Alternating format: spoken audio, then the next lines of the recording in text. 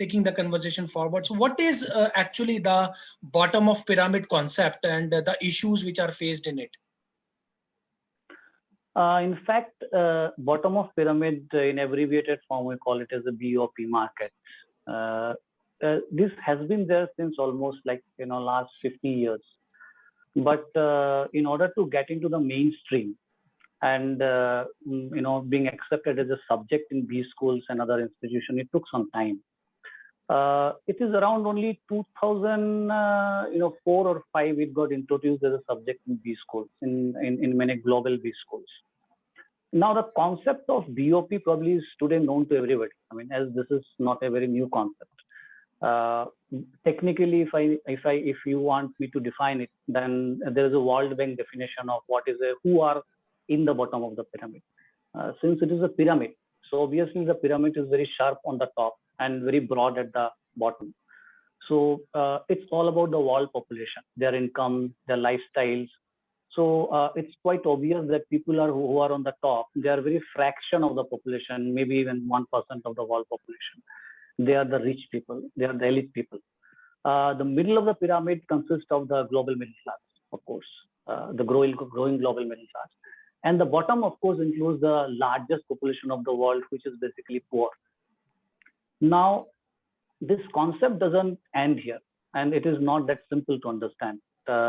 When you deep dive into the concept, you see that the bottom of the pyramid, which we call as a market of poor, or I prefer to call it as a deprived market.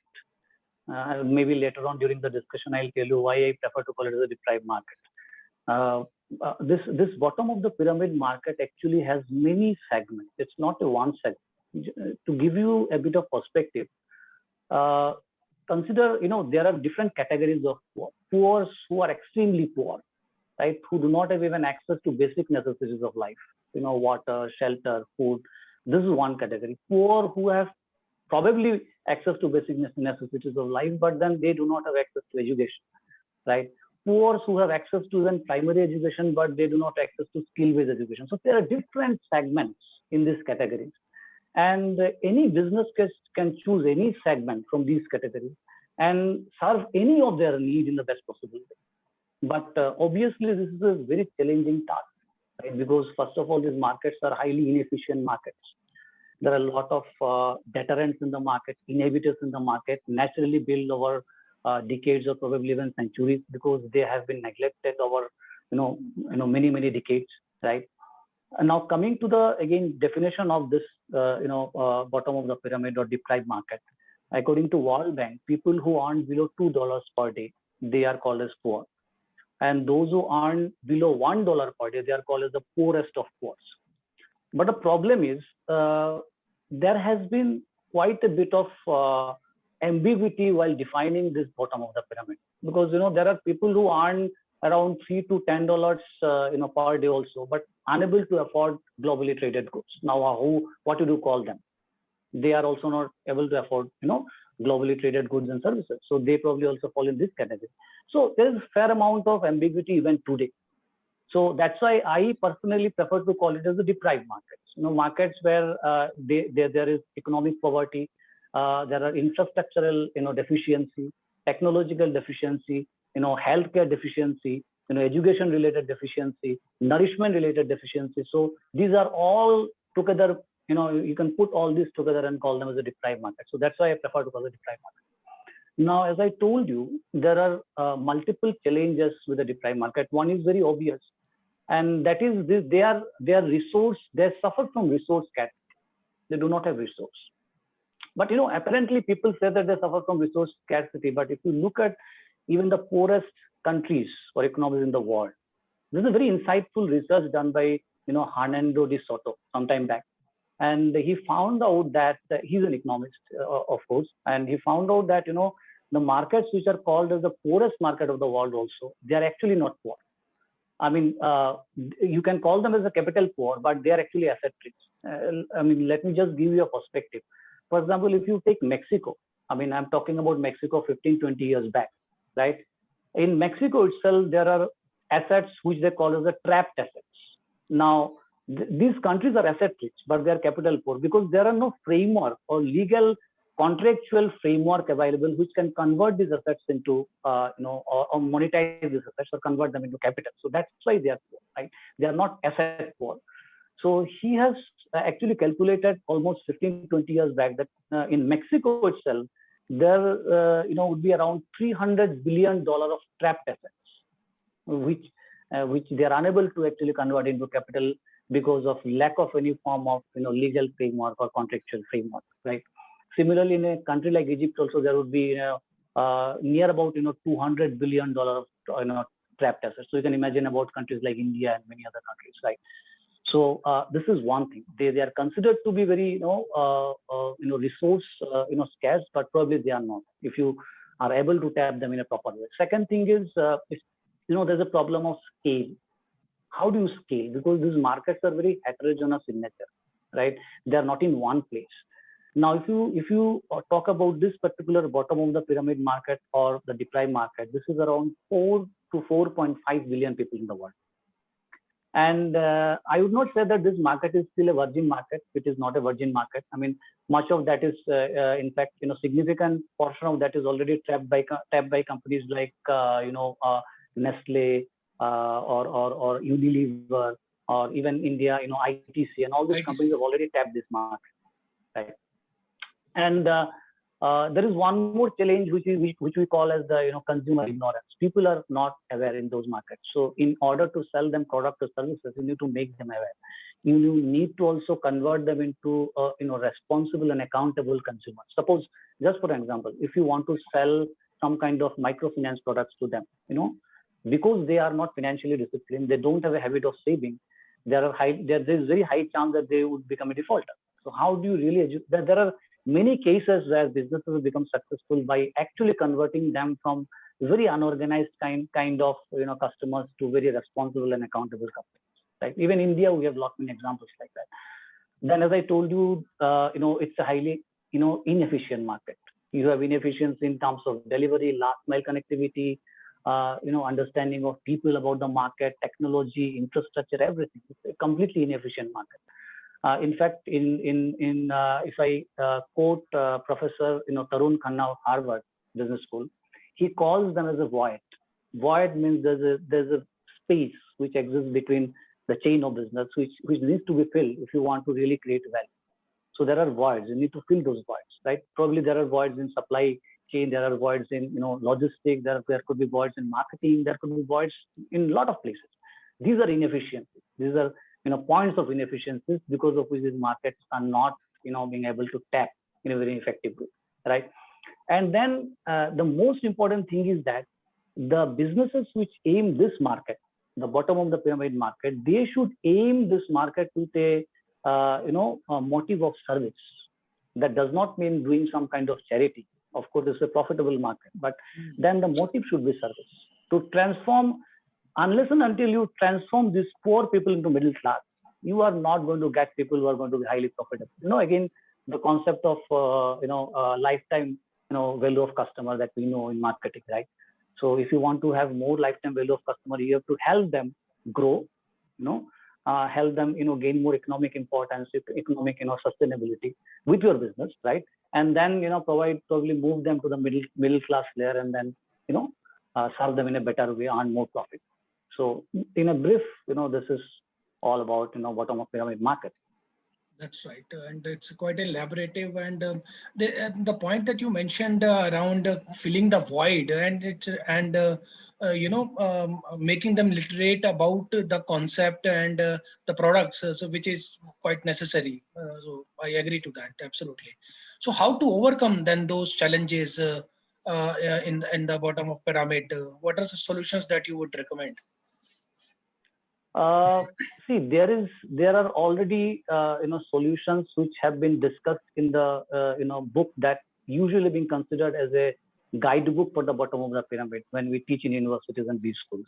So that guidebook actually is written by C.K. Prahalad, who passed away a few years back. He's again an Indian origin professor. Probably you must be aware of him. He's a guru. So yes, absolutely. So he's the one who has actually written, the guidebook of this subject, bottom of the pyramid, by title called as "Fortune at the Bottom of the Pyramid." That means, the fortune is there at the bottom of the pyramid. That's what he wanted to say to the business, right? So today, I think most of the businesses are focusing on next 4 billion customers, not the current 2 billion customers. I think, 20 years, things have changed, right? So CK Prahlad's contributions are really, most significant contribution in this field, right? But, in recent times while exploring, because I teach this subject in my business school, and I got an opportunity to even design this syllabus. So I designed it probably I've tried to design it in the most contemporary way. So I included a lot of recent books, and I included a lot of recent startup stories. Those were basically tech-based startups in rural Africa, in Latin America, in South Asia. So there are great stories around, and there are tech companies. There are tech companies which are really catering to this segment of the market, right? Now, if I go according to CK Prahlad, there are 12 principles very clearly narrated by him. These are 12 principles on which actually you can cater to this market. But I prefer to include some more which are more contemporary in nature, probably more relevant in today's time. First and foremost, I would say that you need to have a creator mindset. If you are a tech-based company and today most of the companies are tech-based companies, and we are creating tech-based products, right? So if you are trying to, even create a, mobile-based, say for example, microfinance product, right? In such markets. So the first thing is that you need to have a creator's mindset. You cannot have a disruptor mindset. The entrepreneurs who operate in this kind of market, they are actually creators, because I'll tell you why this creator. The reason is that you can be called as a disruptor when you disrupt a existing industry. And as we all know that disruptive innovation is coined by, Clayton Christensen of Harvard Business School, and he wrote the great book, Innovator's Dilemma, right? There he mentioned that in order to disrupt, you need an existing industry. Problem is that in most of these places, what we are talking about, deprived markets, there is no industry at all. It doesn't exist. So what will you, disrupt? There's nothing to disrupt. You need to be a creator. So you have to start with a creator mindset. You have to start, building it from the scratch. So that's the first principle of this market, right? So naturally, when you are starting as a creator, you will not have a first mover advantage, right? You will have a first mover disadvantage in this type of markets, right? Because you will face all the, initial friction of this industry, right? You will not have any infrastructure. Let me tell you, to give you some perspective on that. Very recently also, there's a data which says that 50% of world population resides in such area where there are no postal codes. Literally there are no addresses. In Africa, most in UAE, probably last 5 years back also, 6 years back also, there are many places in UAE, there were no buildings, do not have any addresses. How do you deliver, So specifically the logistic companies, they had huge issues because these people used to shop, and 45%, to the tune of 45% of deliveries used to come back, undelivered, because they were not able to trace the buildings, right? So what do you do? So there's a company called as Fetcher, which headquartered in Dubai, of course, but they created across the Middle East countries, right? And they're catering to the Middle East countries, and they started with doing geolocation, right? So did not depend on the building address alone. They started with geolocation. There are many other things. Now, second most important thing, which you can address this market is that you need to be a full stack company. You cannot be an asset light company. For example, if you take Uber, Airbnb, all these companies, they had actually built their products on the top of already ready-made infrastructure. They have the infrastructure, right? All Silicon Valley companies, they do have infrastructure. They build products on the top of that infrastructure. So they are all basically asset light companies. But in this kind of market, you won't be able to be asset light company because there is nothing available. You have to start building it from the scratch, right? So that's why you have to be a full stack company. So start with the mindset that you have to be a full stack company. Now, when you want to be a full stack company, obviously a small startup will not have all the resources to build a full stack. So then you have to do a lot of collaboration, right? So it's all about collaboration. Third thing, consider your enterprise or company as a camel, not as unicorn. Why not unicorn? Because unicorn grow overnight, as we all know, right?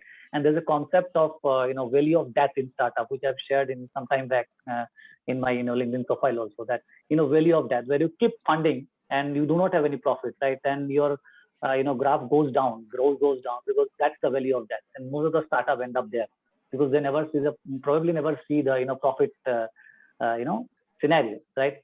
So you need to be a camel. Why camel? Because a camel can also survive in drought. You need to use your resources in a very, very judicious way, right? Every time you raise your funds, whether Series A, Series B, Series C, Series D, you need to use them in a very judicious way so that you do not end up becoming a unicorn. You cannot grow that way. That's why a camel. Fourth principle, and what I'm discussing right now is these are actually not the principle what C.K. Prahalad initially told. These are all the principle of there are three, 4 books, right? So Alexander Lazaro is the one who has written a book called As How to Innovate. So he's been mentioning all this, right? Right. So the fourth principle is So the fourth principle is cross pollination. Since this is one very daunting issue in this kind of companies. Imagine you are operating in a very rural Africa, right? The problem is your market is in rural Africa, but you do not have resources there. Neither you have the talent pool there, right? Neither you have infrastructure. What do you do? So, I mean, should you be there or should you establish your office somewhere in New Jersey or California where you can have all the talent pool? So that's another thing. You need to learn to cross-pollinate, right? And, tap the global talents, and now it is very much possible, right? And the fifth principle is think global from the first day itself. And it's not that you suddenly jump into and say that, today I'm going to, launch in all the countries. That's not possible. But you have to start thinking global right from the first day. So these are a few things, I wanted to discuss about. That's right. The BOP market. Absolutely. I think this would be the way forward for bottom of pyramid working structure that we